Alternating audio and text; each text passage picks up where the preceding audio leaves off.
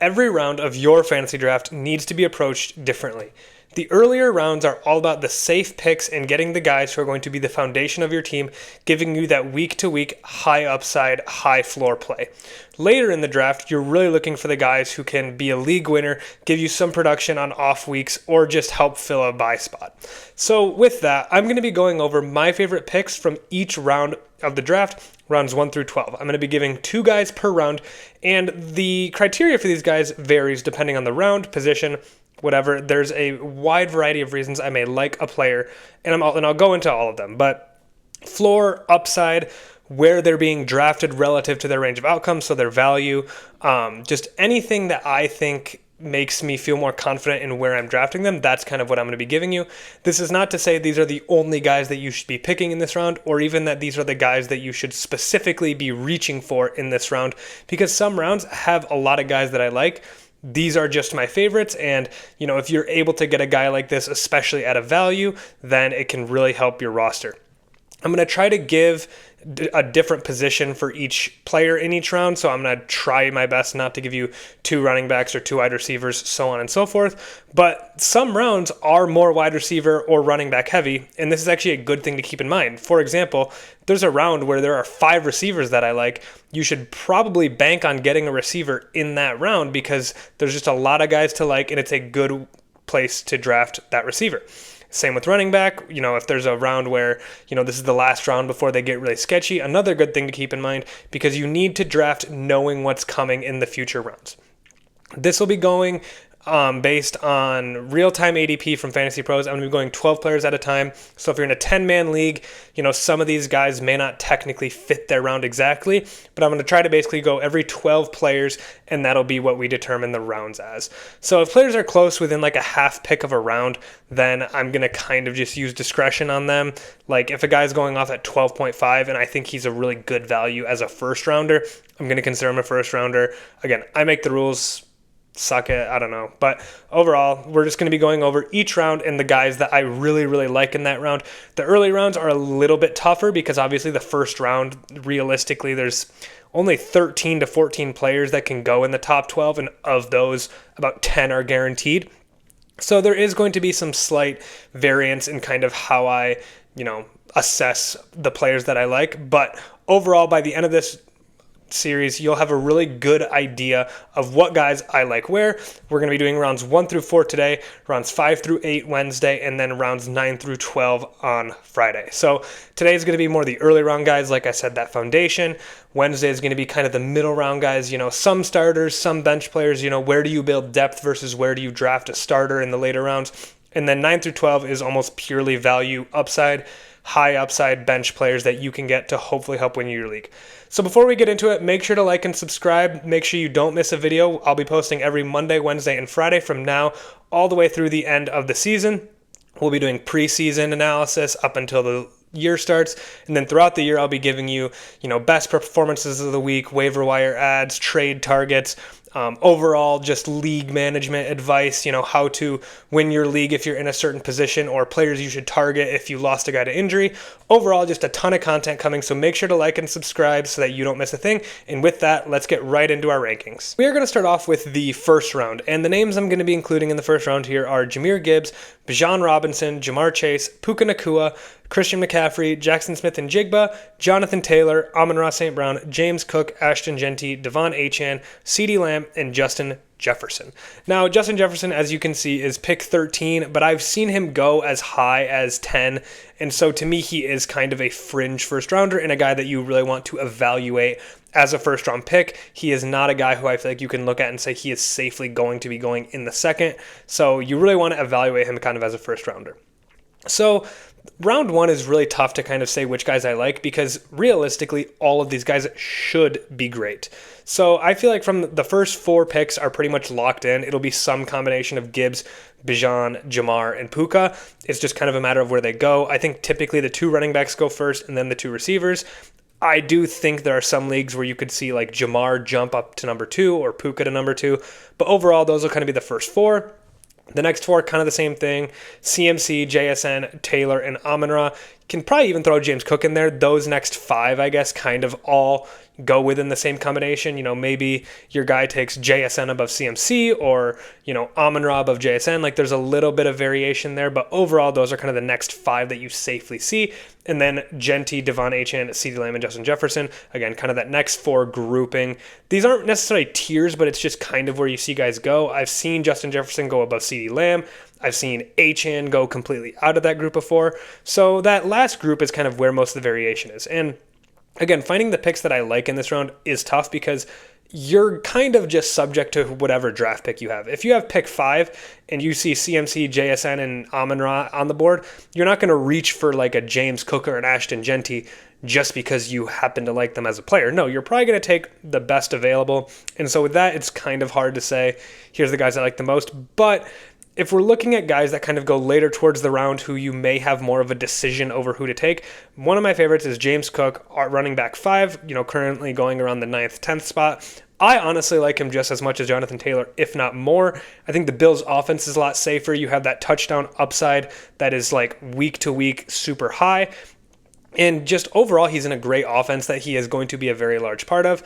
And he's just produced in a number of different ways. He had over 50 targets in 2023 when he was running back 11, 18 total touchdowns in 24 as running back 8, and 1,600 rushing yards last year to finish running back 6. So we've seen him do it in the receiving game with touchdowns or with rushing yards. And so if he gets 2 of these things to kind of combine, like if he rushes for even 1,500 yards and then gets 50 catches plus his natural touchdown upside, he has legit top 3 upside. I think even running back 1 upside. I don't think he has the safe range of outcomes for running back 1 as a guy like Gibbs, Bijan, or CMC, but it is definitely possible, especially if he gets more of that work in the receiving game.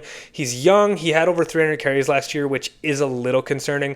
But overall, throughout his career, he hasn't had crazy volume, so I don't think there's a ton of injury risk yet.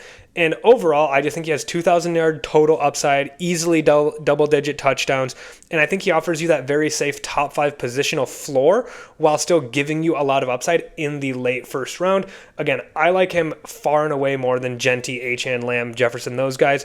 I would still take Amon-Ra above him, but I think if you're looking at James Cook or Jonathan Taylor, I honestly don't hate taking Cook over Taylor because to me the Colts offense is sketchy. Taylor last year in wins versus losses, the split was not good. He only averaged like 12 to 13 points in losses when it was 20 to 25 in wins. So that's a concern. Overall, again, I think those 2 are pretty equal, and I don't hate taking Cook over Taylor.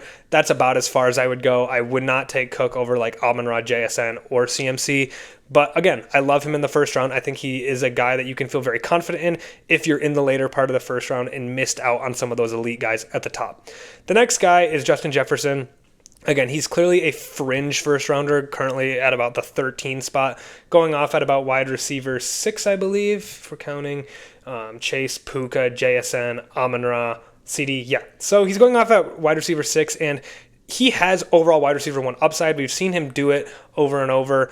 Kyler Murray has officially been named the starter, so that definitely makes you feel better than if it was J.J. McCarthy, because Kyler Murray has produced solid years for Marquise Brown and DeAndre Hopkins and just overall solid receiving, core overall.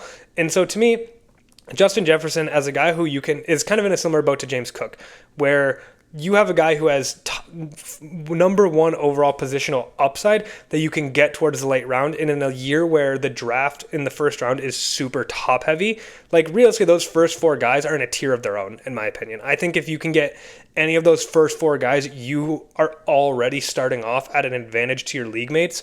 So being able to get a guy like Justin Jefferson later, where, he does not have the floor of some of the other receivers. We saw that last year, but he still has just as much upside, which is one of the reasons I really like him.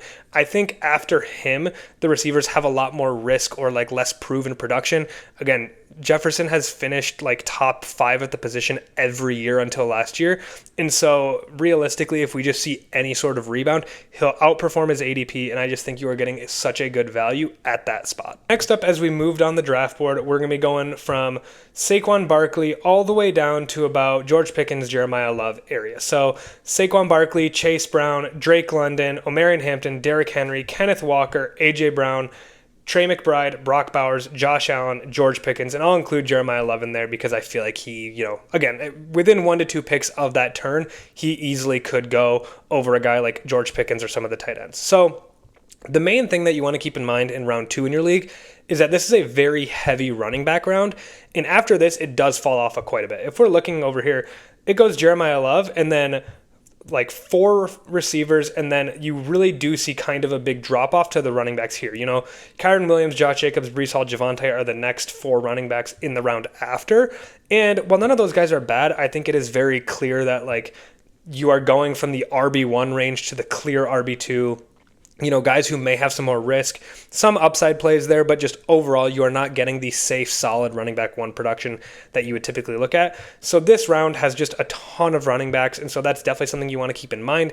If you went wide receiver in the first round, you probably want to pick up a running back in this round, because otherwise you're just going to miss out on that, and you're going to have kind of a big disadvantage. So with that being said, the first guy that I absolutely love in this round is A.J. Brown, currently going off the board on wide receiver 8. He's going at about the 20th spot. And he is definitely still a very talented wide receiver. He finished wide receiver 11 last year, which was considered a down bad year for him. And he's finished top 12 3 out of the 4 years with the Eagles and finished top 6 twice. So he has outperformed his ADP right now of wide receiver 8 2 times already in the last 4 years and has pretty much performed to it almost every year.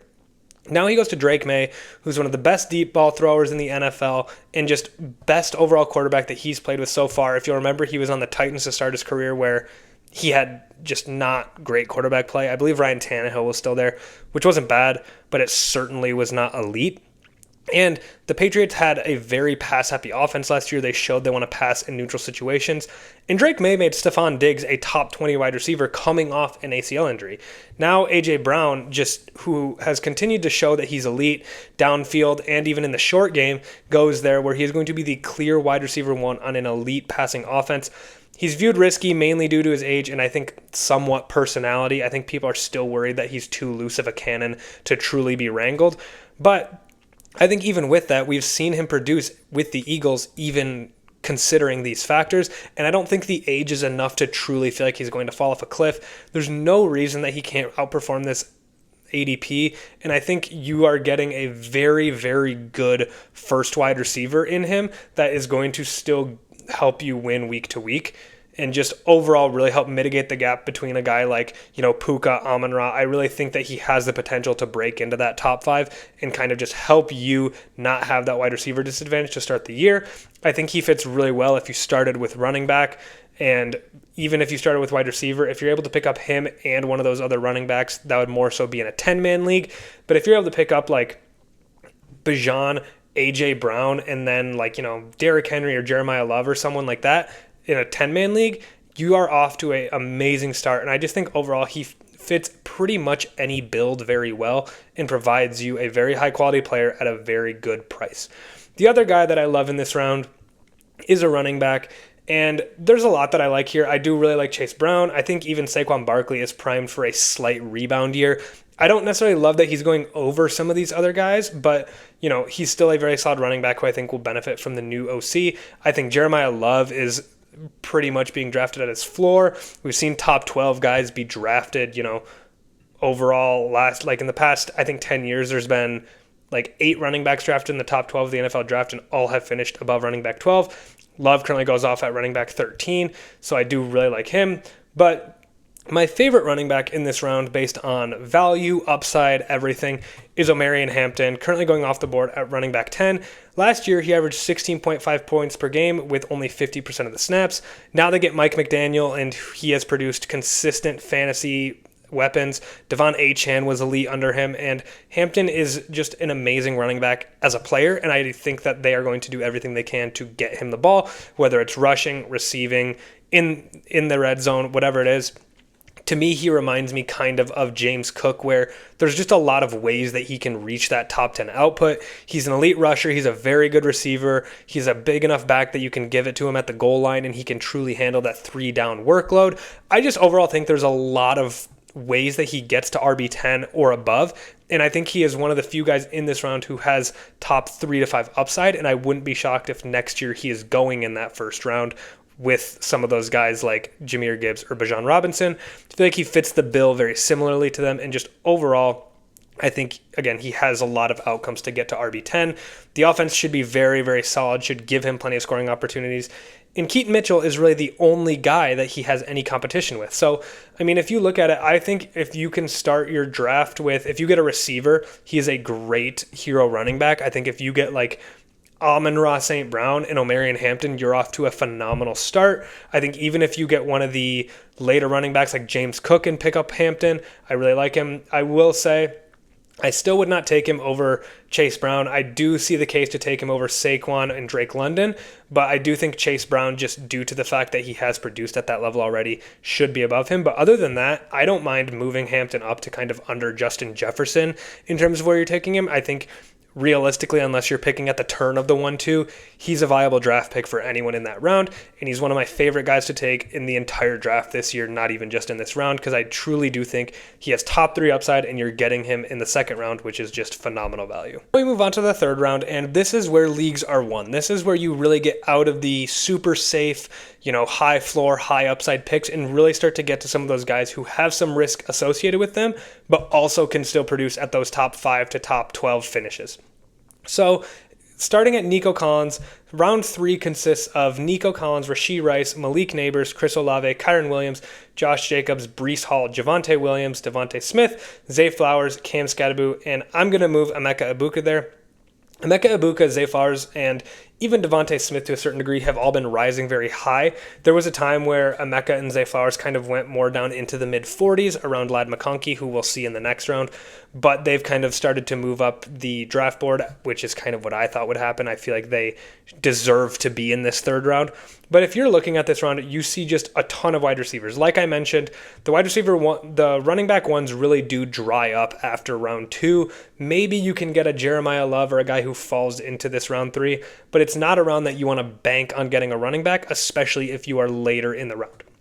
Kyren Williams, Josh Jacobs, Breece Hall, and Javonte Williams, and even Cam Skattebo, I do all really like as players, but I do think where you are getting the best value in this round is taking a wide receiver. If we look, Chris Olave is going off the board at wide receiver 13. He's going just above Kyren Williams at running back 14, but even Nico Collins is the 10th wide receiver off the board in the third round, so theoretically you can get a top 12 wide receiver in the third round, whereas with running back, your best case scenario is about the 14th, maybe 15th overall running back. And just within here, I feel like there's a lot of guys with a ton of upside and very high floors. And so the first guy that I really, really like here is Chris Olave, wide receiver 13, going off the board at about 29-30 overall.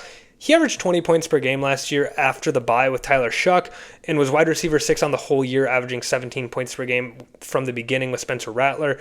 The offense really should only improve. They got Travis Etienne and Jordan Tyson. I know Tyson's been kind of fighting some injuries, so I don't really know what's better for Chris Olave if Tyson doesn't play or if he does, because to me, Jordan Tyson being on the field can benefit him because it opens up the coverages a little bit more, or him being off the field can really consolidate the targets towards Chris Olave.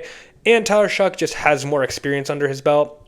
They have a pretty decent schedule. They play in the NFC South, which that alone gives them some very favorable matchups in a lot of their games. And you can get a wide receiver overall with like top 5 upside in the third round. I do still think Rashee Rice and Malik Nabers are kind of a tier above him. But I think what's nice with Chris Olave is he is a really good one to get if you went with 2 running backs to start, because Nabers and Rice both have a ton of risk from both injuries, suspensions, whatever it may be. Chris Olave to me is a guy who you are getting pretty close to his floor, who should have very consistent fantasy production. And so if you went, let's say you had the first overall pick. So you picked Jahmyr Gibbs, and then around this round you got Jeremiah Love or Kenneth Walker fell. I think picking up Chris Olave as your first wide receiver is a great move. I think he is kind of the last guy that I would feel confident with as my first receiver.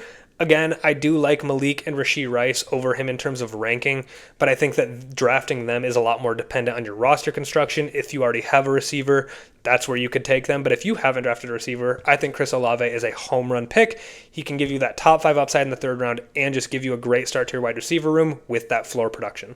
The next guy that I just absolutely love, he's been a guy that since the offseason started, I've thought has just had so much upside and potential, and it's Devontae Smith. Currently going off the board at wide receiver 14, right about 34th, 35th overall. He's now the wide receiver 1. in Philly with A.J. Brown gone. He's had over 1,000 receiving yards in each of the last three of the last four seasons, and was wide receiver 9 and 22 with A.J. Brown there. So even with A.J. Brown, he has still produced at a decent wide receiver 1 to low-end wide receiver 2 clip. And to me, you are just getting a guy whose floor is where he's being drafted, wide receiver 14. I think if the Eagles' offense improves at all, then he will have just a great year. I think he has top 6 potential easily. I think that the targets can really funnel to him. I think everyone assumes that he isn't going to be a high-volume guy because they went out and drafted Mekhi Lemon. They still have Saquon. They have Dallas Goedert. But we've seen Devontae Smith in games without A.J. Brown truly take over, and I think that it is not a crazy thing to imagine him having, 17, 18 points per game, assuming the Eagles offense gets better, which we know it can. They have great offense, just overall. They have good weapons, good offensive line. Jalen Hurts, I think, has been catching a lot of heat, and I think he's a better quarterback than people give him credit for. And so, again, overall, I just think Devontae Smith is a smash pick. Again, I still don't think I would feel confident with him as my wide receiver 1, purely because the Eagles offense, is still kind of an unknown, and they did draft Mekhi Lemon. Like I said, some of these guys do still have risk. But if you have Devontae Smith at your wide receiver 2, I think that you just got one of, if not the best wide receiver 2s in your league, unless someone literally went back-to-back with, Amon-Ra and Justin Jefferson or something crazy like that. I think Devontae Smith gives you a huge edge at wide receiver 2 that you can get in this third round, and just overall really helps you start to move towards that flex, which if you can get an advantage at the flex, that's where you're going to see the most points, kind of variation. You're going to see guys who have a flex that gets them 10 points, guys who have a flex that gets them 20 to 25. So if you can get Devontae Smith in a hero running back build and then get your flex in the 4th round, or even get a tight end in the 4th round or a quarterback, I just think overall he provides you a very high-end wide receiver 2 that should only, really help your roster construction and just overall provide you with a top 2 to 3 wide receiver core for the entire year. So the last round we're going to be talking about here is round 4. And like I said, these early rounds are all about finding the baseline of your team. I think round 4 is where you can really see leagues lost because guys are either taking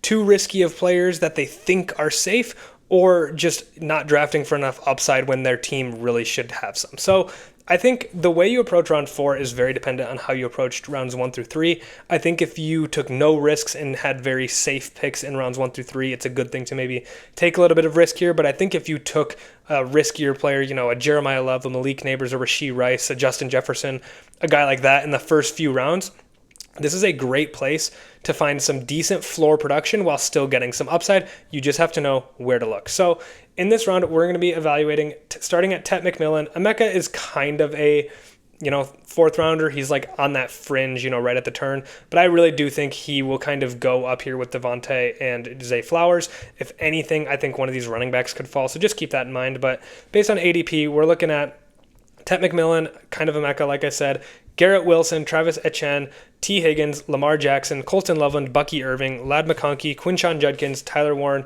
Jalen Waddle, and sort of Devontae Adams. So again, Devontae Adams is right on that turn, so for the sake of this exercise, forget about him.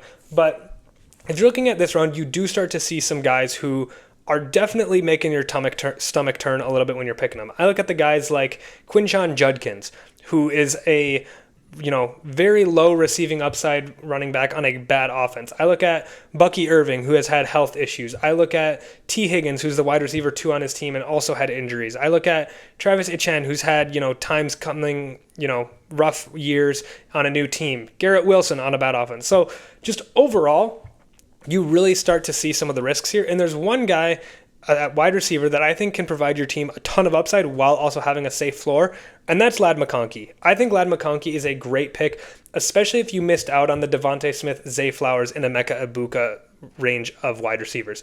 I love those 3. But if you didn't get one of them, I think Ladd McConkey is the perfect draft pick for you. We love the Chargers offense. They project to do very well this year. A lot of scoring opportunities, a lot of passing opportunities, and we've seen Mike McDaniel consistently produce multiple fantasy assets. And I think where you can get Ladd McConkey, especially if you can get him at your flex, I think is amazing value for him. And even at your wide receiver too, I think his range of outcomes is not that much further than Devontae Smith, Zay Flowers, or Emeka Egbuka. I think his down year last year was just significantly worse than theirs. But to me, he has just as much of a case to be taken up in this range that I really don't hate reaching a few picks for him if you're kind of closer to the beginning of this round. And overall, I just think he has that safe floor on a good offense. I think last year was more of a fluke than people realize. I think Justin Herbert is one of the best true passers in the NFL, in that he's going to feed Ladd McConkey in this Mike McDaniel offense that loves to get playmakers the ball in space and really just let him work the open field. And again, I love Zay Flowers, I love Emeka Egbuka, I love Devontae Smith. I would love to get one of those three, but I just think Ladd McConkey should also kind of be included in that tier, because I don't really know what the difference between Emeka Egbuka and Ladd McConkey is, because Ladd McConkey projects to be on a much better offense with a much better quarterback than Emeka Egbuka, and yet Egbuka goes a whole round earlier than him. So again, to me, I just think you are getting such good value, even at the wide receiver 2 spot, but at the flex spot especially. Breakouts tend to happen in that third year, which is where McConkey is, and so I just think he really is primed to get more of the targets that Keenan Allen took. And I know people are worried about Quentin Johnston, but I don't think, according to fantasy ADP, like, there clearly isn't that much concern over QJ being an elite fantasy asset. And McDaniel still produced Waddle and Tyreek in the same year. So I don't really question the ability of Ladd McConkey to have a very positive fantasy output year, and just overall think he can be a very, very good flex play or high-end wide receiver 2 for your team. So the last guy we're going to talk about in this video is the first tight end, and maybe the only tight end in all these videos, but I'm talking about Colston Loveland. Again, like I said, in this range, you are really losing out on some of the super high upside players. I think other guys that have upside in this range are I don't even know. I think Jalen Waddle has a ton of upside, but again, kind of a lot of risk just because it's Denver, which seems to always be a risky offense to target. But other than that, I think Colston Loveland has one of the highest floors of anybody in this round and has probably the highest upside, at least positionally. I mean, this dude truly could finish as the number 1 receiver on his team and as the tight end 1 overall, which I think getting that in the 4th round in just what you're giving up to get him is so valuable. After week 12, he never saw less than 5 targets, which again, I think really just brings up his floor. He had double-digit targets in his last 4 games into the playoffs and over 20 points in 3 of the 4 games in that time. And it's unlikely that he continues that insane pace throughout the whole year, but he did show enough to show that he has that super high upside that is hard to find in this round. He goes 2 rounds later than Bowers and McBride, so I think he's just a really good value if you're trying to target a possible tight end 1 finisher. And I think you can get him in a very good spot because you can get your hero running back and 2 wide receivers and still pick up a possible tight end 1, whereas some of the guys who targeted Bowers and McBride probably gave up a very good running back or wide receiver that would have kind of top 5 positional upside. So I just really, really love Colston Loveland. I think the only way the floor goes out is if the Bears' offense truly sucks, which their defense already sucks. And so if they're going to compete like we think they will, it's going to have to be on the offense. And Ben Johnson has already said he wants to score just a ton of points. And I think Colston Loveland is going to be the main benefactor of this. I think his output is not really hindered or affected by Luther Burden or Rome Odunze, which is super comforting. And just overall think he's going to be a smash fantasy pick, and getting such a high upside guy in the 4th round is a dream come true, and I think is a really, really valuable thing to have on your fantasy team at this stage of your draft. And that takes us to the end of my favorite players in rounds 1 through 4. Again, we went through 2 players in each round that I really, really like as draft picks. These are not necessarily the guys that I think are the only ones worth drafting, or even the guys that you need to be really reaching for, but I think that these are the guys that if you're kind of between, a few players that have really separated themselves as great values in each round. So round 1, like I mentioned, is really tough to find these players because it's kind of purely based on your draft position, but I really like James Cook and Justin Jefferson, mainly because I think they still give you elite upside, even if you missed out on some of those earlier elite options like Gibbs, Bijan, Puka, or Jamar. In round 2, it's definitely the heavy running back round, but I still love picking up A.J. Brown as one of the highest upside receivers in this year's draft in this round. I think if you went running back in the first round, he's a great pick here. And I also went through Omarion Hampton, who I love as a possible top 3 finisher due to his rushing, receiving, and touchdown upside. I just think he checks all 3 boxes and is just a great pick in round 2, especially if you went wide receiver in the first round. So again, you can kind of pick if you want to go running back heavy and still pick up Hampton, Or if you went running back in the first round, pick up A.J. Brown as a possible wide receiver 1 with a very high floor on an elite offense. In round 3, this is where leagues are won. This is where you get some more of that risk, but still very high upside players.